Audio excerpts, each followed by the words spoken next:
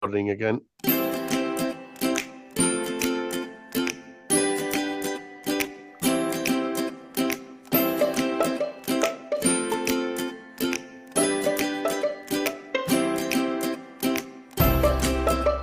Right, welcome back to part 2 of episode 66, which is entitled Does a Good Pub Need a Fire?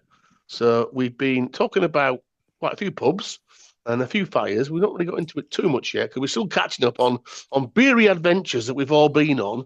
And I say we've barely scratched it from being very boring for most of the last summer.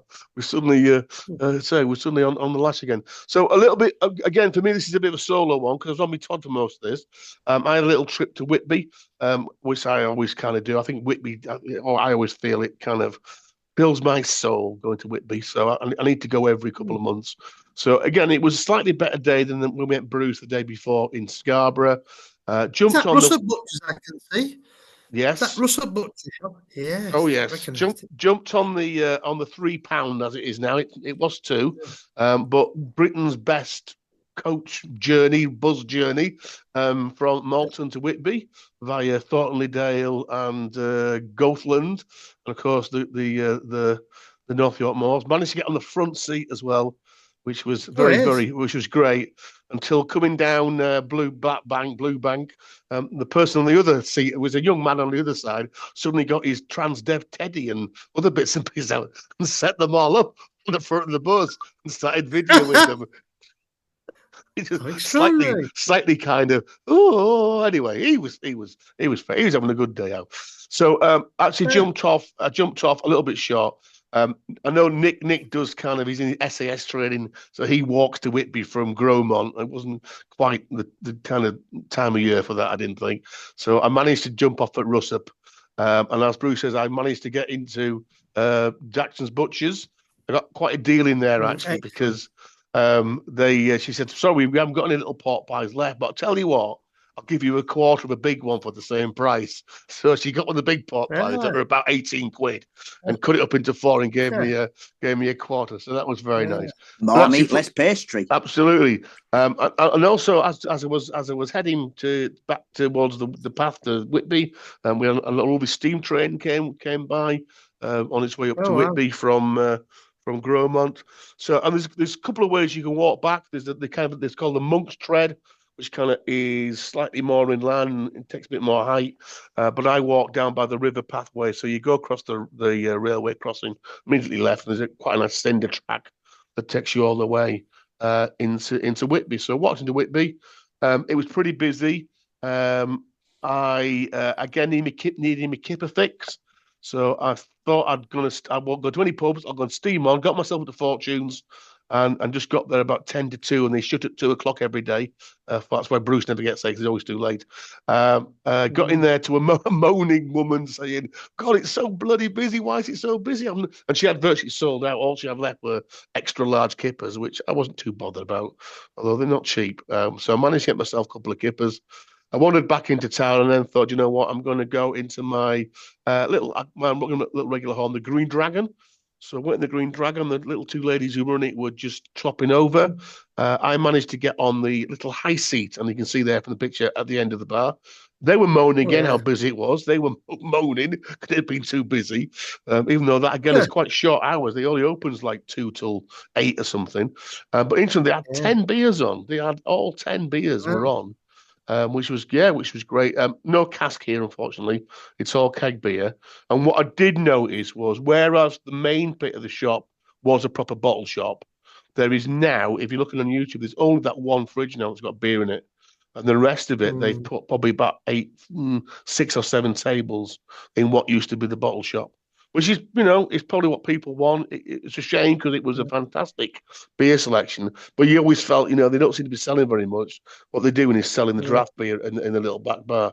So anyway, got in there, managed to work through 4 of their beers on there, only in thirds and halves. It's funny actually. You get such an interesting clientele in there, mainly couples. But a couple of younger girls came in, students by looks of them on kind of on a break. And she's asked for a pint. So we don't serve pints, unfortunately. You've got to have a third. And then the other girl said, "Oh, I'll have a lager." She goes, "Oh, well, I can give you that in a pint. I can't give you real ale, craft beer in a pint," which is interesting, isn't it? Really? But anyway, there you go. So you can get a pint of lager in the Green Dragon, but you can't get a pint of anything else. I then kind of muted whether I was going to go up to the Abbey and But it looks like you found another pork pie. So I managed to get another pork pie because I just walked by Botham's just on chance. And I'd done my 10,000 steps by now, and I decided rather than going up the steps, I walked up Cadman's Tread, which is a little bit of I wouldn't say it's a shortcut because it's not. It's probably longer, but it's not quite. It's more of a lesser incline, I think I would say. And you end up coming through the car park where the Abbey is, and a nice little walk in there. Again, the brewery was very, very busy. After lots of families in there, flying out the pizzas. Again, they were all moaning how busy it was, how cold it was. But I did manage to sit outside. And I had a smuggler's gold and a pork pie. As I said to Nick, I tried to engage it was a bit quiet when I was in the bar, and I was chatting to the barmaid, and I noticed again, and as Nick said, they flick the hand pump down once, and that seems to dispel half a pint, and then they knock it again, and it puts another half a pint in, and then they have a way where they can just top up the pints. But she wasn't really. I kind of had that's an interesting way of serving beer, but she didn't really want to digress much more. So I don't know whether they've been told that.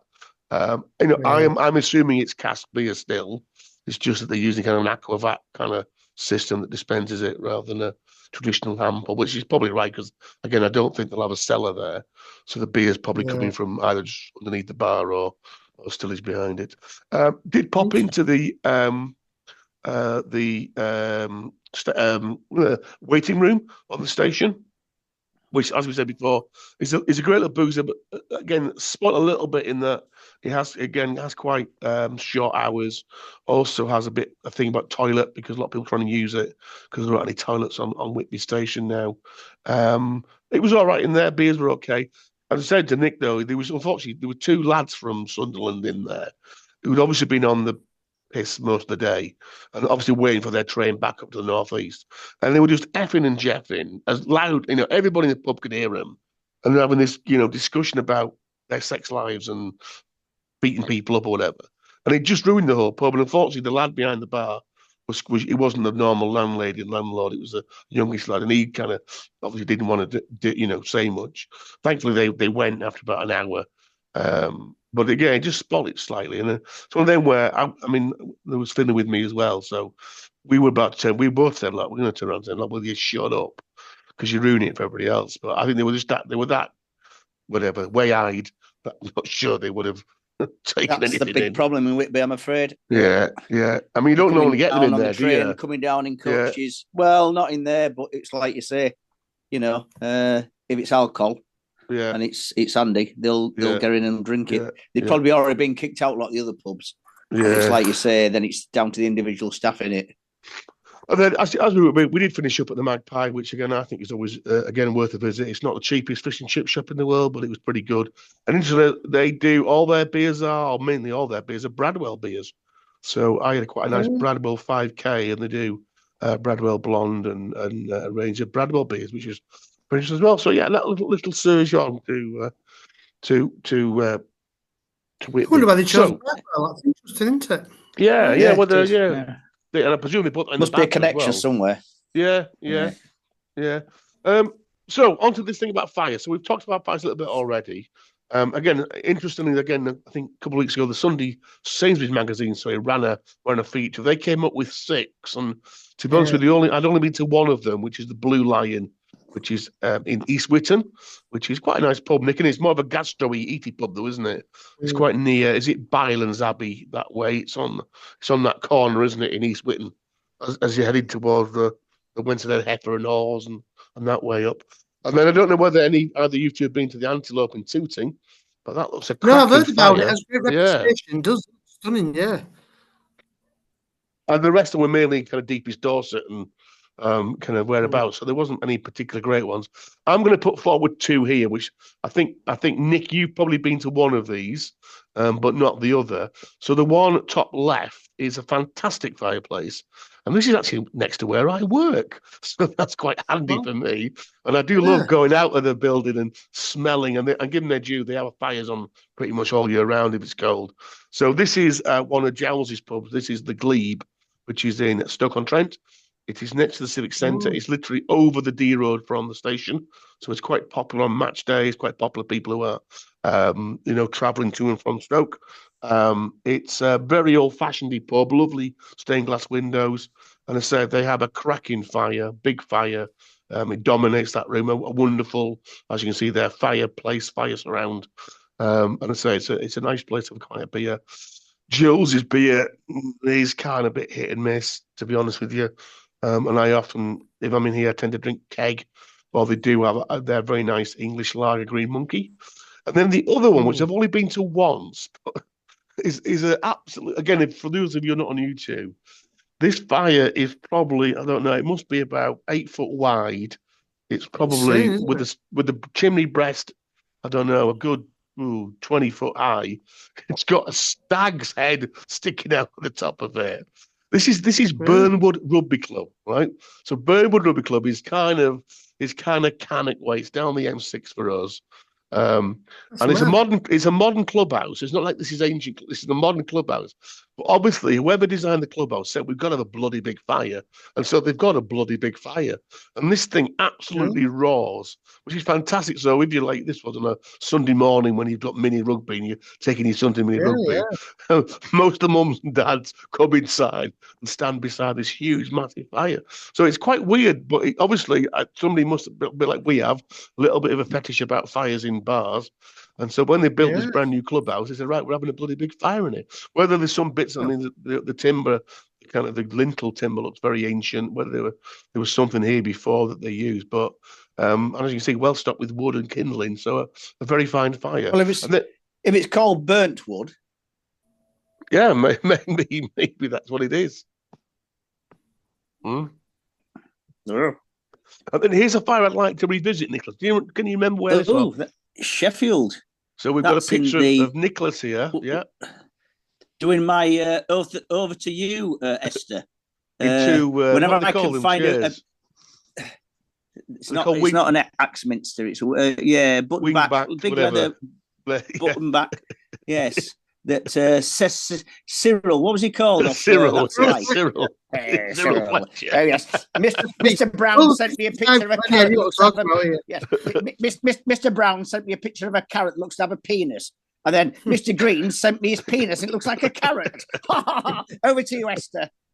Yeah. So yeah, you got the right city, Nick. Are you any further with the pub yet? Yeah, it was the Sunbeam up. Not Abbey Hill Road, but up out in the middle of nowhere, wasn't it? Yeah, it's a right. It's Rising Sun, yeah. It's the Abbey Dale Brewery's official tap. That's it. Because again, they don't have a tap at the brewery, so it's on Eccleshall Road, right at the top. Not on Eccleshall, sorry, Fulwood Road, isn't it? It's the other one that goes out towards also. Really massive, a big old estate pub, but really nice. Like a 1920s, 1930s roadside pub. Yeah. Within a linear estate. Yeah. Bus stops right outside of it. So again, you get the buzz up from town. But interesting place. And again, a full range of Thornbridge beers on there, and some others. So we had quite a nice hour in. That's what Aberdale Ale, sorry. And so we had quite a nice hour in there. This is the place that also first place we saw had the barrels in the urinals where they cut the barrels out as well, wasn't it? Oh, that's right. That was that little trip a couple of years ago. And then I was just thinking actually, we talked about these two pubs a couple of weeks ago, and these were two pubs that we visited in Keswick, and it very much was a fire or tale of two pubs. So in this is Threckhalde, just outside of Keswick, where we stopped for the New Year. And as we mentioned, there were two pubs literally across the road from each other, both owned by the same people.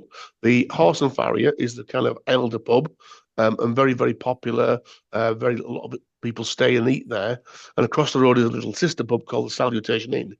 Now, the Horse and Farrier's got some fantastic ranges, but the week we were there, not one of them was ever lit. So they didn't seem to bother with fires in there. And yet the Salutation which was quite quiet, had a wonderful fire. And kind of set the room off really nice, didn't it, Nick? And we sat in there, didn't we? And it was a wet, horrible, miserable December day, and it had a wonderful fire. And there was us and two other local old blokes, and they did the same. We sat one side, they sat the other, and it just made a fantastic setting. And yet that Horse and Farrier, we had wonderful ranges, but maybe you don't have to try it. You got people coming in to eat quite expensive food. Then I don't know. But it just felt a bit strange, really. A pub with no fires. So the ones in York that came on. So go on, Nick. A lot of Wetherspoons have fires, believe it or not. Once again, it's something that Tim sort of like does consider. So I'm thinking the one in Keswick again, obviously in the Justice of the Peace, whatever. If you can get sat in front of that fire, that's a proper fire. He has some pseudo fires as well. The one in Knaresborough, where it actually radiates out into there's like a beer garden yard, isn't there? So he's got a big piece of this fireproof plate glass that if you sat outside, you can actually feel the benefit of the fire from the outside. The one in Whitby, obviously upstairs in the Angel, that's quite nice to get sat in front of. So yeah, Wetherspoons have their fair share of fires, real and sort of like, semi-real ones. Well, before the York Press identified was Snickleway Inn, which again, that's nice. Just about think of it. The Red Line in Merchant Gate, Bruce. I don't think I've ever been in the Red Line in Merchant Gate. Red Line's an elderly pub, stone flag floors. Yeah, it's got a decent fire. There's something about the Red Line. I just can't get my finger on that. Well, I've looked next time you come. It is historic, but pubs you just can't take to. Always people like with me the Red Line, yeah. Yeah. The Guy Fawkes, which again, okay, and that's probably more just the general build the building, isn't it? But I can't. Have they got a fire in that front room when you go in? They have, yeah. Yeah. And since this ghost hunters, bloody ghost hunter food, you can't get in the damn place now. It's become like TikTok famous. And then the only other came up was the Phoenix, which again we obviously like, and again we've been in there a couple of times. I think we've got a lovely picture somewhere where we were pork pieing and pinting by the fire. That's always normally lit, isn't it? They always normally have that one lit. I mean, the best one in the city actually for fire is probably the Seahorses, because you've got because not only have you got a Yorkshire range, you've got another 3 rooms as well as a room with the Yorkshire range in the dining room. You've got another 3 rooms, and each one has a fire. I did pop there the other night with a friend actually, and again roasting there. And after like you said, that salutation, the rooms are empty, but they keep the fires roaring. Well, last time we went, we were in that front room, and there's nobody else in there. And the fire was absolutely roaring away. I know. And we, it's. Do we think is there such thing as a fire etiquette in pubs? I think that's another reason. Actually, I was thinking, Nick, about that pub in Keswick and the Wetherspoons there, the one with the very long name, the whatever it's called after the preach. No, I think you make a very good point that occasionally we'll get people in Crystal Palace often visit the neighbours, and both couples will be so enthralled with the fire they'll pull the chair in front of it and block it to anybody else. I see you say breach of etiquette there. Yeah, and then there's always that thing about do you put another log on the fire and get the wrath of the landlady or landlord who will whack you with a poker, or people emptying their pockets full of crap and just throwing that on the fire, then realising it's gas. It's not a real fire. I think, well, that's right. I think with the price of fuel now, I think you're right. You can't be putting your own logs on now because the price of wood is insane, isn't it? But yeah, we've had but it's like that. Then it's such a shame when you see the fire getting to such a point where you know it's beyond retrieving, and you're just desperate to think, that fire needs to be kept in another 5 minutes. The staff are busy, and it's going to basically completely die, and they won't be asked to relay it. It's that far. Therefore, there's not going to be a fire in for the rest of the night. So. And again, I tell you a good one, Bruce. The one of the volunteers in Keighley, that seemed to be chucking a lot of heat out, and then I think that transpired that was a gas, wasn't it? You remember that one? Yeah. Wow. Yeah, just remember we were sat the other side of the pub. You could feel the heat from it. Whereas a lot of gas fires, they just, they might look like a flame flickering, like that one the Sotheby used to have. Obviously, the Sotheby in our local, the fire at the front of the pub was a real one. And that used to chuck out hell of a lot of heat. And then he replaced the one that connected the open back room to the far end of the bar with that electric thing. And it did bugger all, didn't it? Except to say when folks were half cut, chucking bloody paper on it. And with it being a gas fire, and then the other one, of course, is when you see the little barmaid or somebody struggling to actually light the bloody thing because they have no clue. And again, reflecting, obviously, we are of a certain age that all our houses had coal fires in when we were kids, and you just learn. That was one of the jobs. And one of my jobs when I came home from school, my job was to lay the fire and get it going. And so you learn all the tricks about putting the newspaper up against it and getting a good blow on, and building your pyramid of sticks, and using some of the embers from the night before or the debris from the night before, and you see some of them they haven't got a bloody clue about how they're going to light this fire and restore to getting paraffin and God knows what to set the pub alight. Vintage Inns, they're keen on fires as well, aren't they, for another chain pub? Yeah, Vintage Inns and Chef and Brewers. A lot of the chain pubs actually. Vintage Inns. Yeah, they know Mitchells and Butler pubs. Yeah. And I guess Vintage Inns need to really pull the stop. We're getting bombarded because we have 2 in York, one up the road from us. So they often send us 40% vouchers for every week now. And I tell you what, even at 40% off, the food's not that cheap, and the food is progressively getting worse. We don't even consider going out 40% off. The food is getting desperate in those places.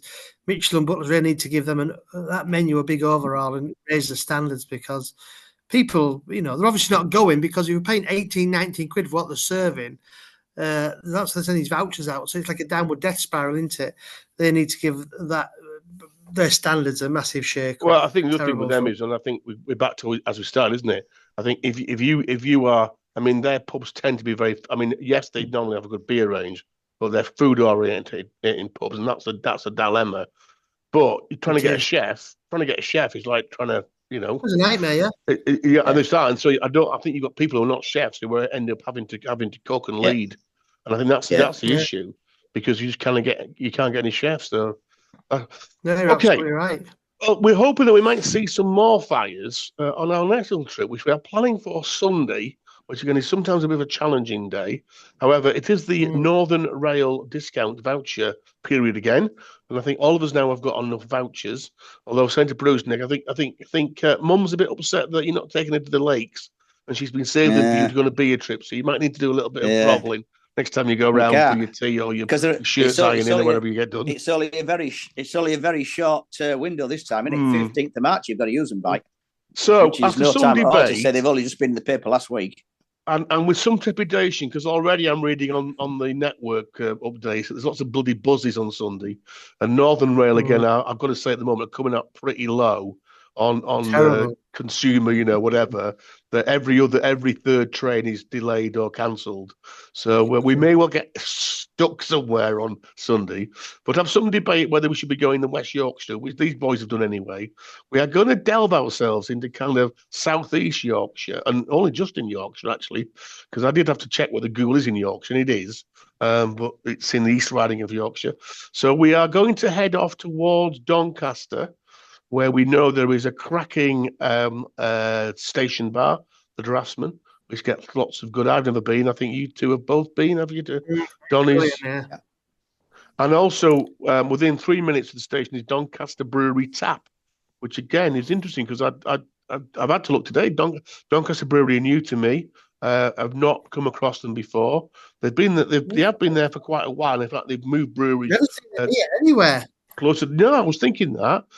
Their beers look really interesting. They name their beers after local events. So they've got First Aviation Pale is their big seller, and that's named after the first air races, which were held at Doncaster Racecourse. They have Cheswold Bitter, which is named after the Cheswold motor car that was built in Doncaster before World War One. So it'd be interesting to see what that's like. And then we're going to end up in Goole. And also, Mike, between the Tap and the railway station, there's a pub called the Little Plough. That's supposed to be quite a historic, nice little pub. Literally just across the main road that runs in front of the railway station, and where the big new shopping centre is. I think it survived the clearance of every other building from there. So it's got something in Grimsby Brewery. Full of empty shops presently. I have to go to Donny work for me. It's got a historic brewery frontage to it. It's called the Little Plough, and I say that's literally between the brewery Tap and the railway station. So we might have a look in there as well for a quick one. And one thing you can get in Doncaster, and it's the only place to do it.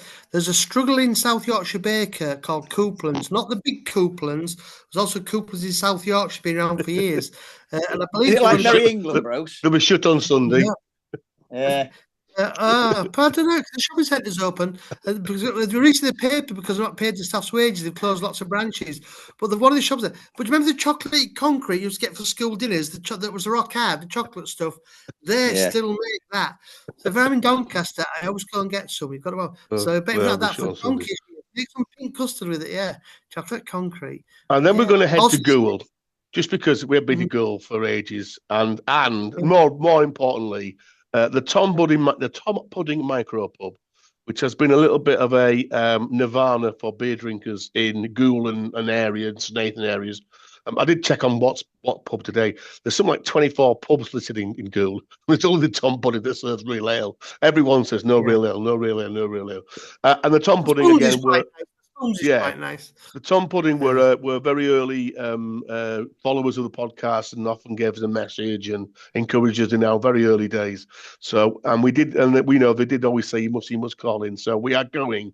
So I will try and get in touch with them this week as well. So we're going to head towards Goole. Bruce has already condemned it that we're going to again potentially jump in the Ouse because it's such a downbeaten place. However, Bruce, I've just been reading today Goole 36. Siemens now are making all the new trains for the Piccadilly line. Yeah. The Metzer toilet tissue factory is currently being built in Goole, and that will part of the Humber Freeport. And by the end of by 2030, they'll be making 73 million bog rolls a year in Goole. So it'll be the bog roll capital of Northern Europe. Goole played a very important part in the Normandy landings as well. There you go. Because a lot of the sections of the Mulberry Harbours were built in Goole and then shipped across there, down the coast and across the channel. It's always been Britain's biggest port for importing cheap timber from Eastern Europe and Russia. Yeah, well, that's where the toilet roll factory's there, because it's Norwegian wood being made into toilet roll in Goole by a French company. Yeah, it's great.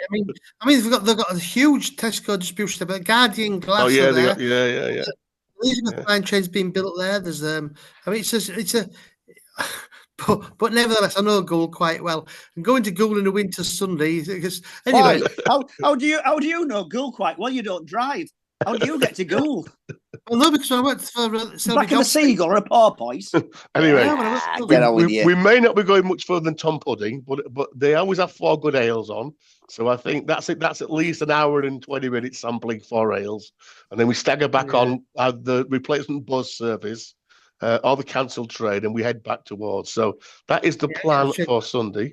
So I'm hoping that we'll do some live podcasting on our various necks of the journey. So we are meeting in York at about 10:15 on Sunday morning, and so that will hopefully be our next podcast. Is that we will give you a little feedback on the rails again, and we'll plan our next one. So we will say goodbye for now, and I'll say hopefully we will be back again in the near future. Tales of Doncaster and Goole, and you wait.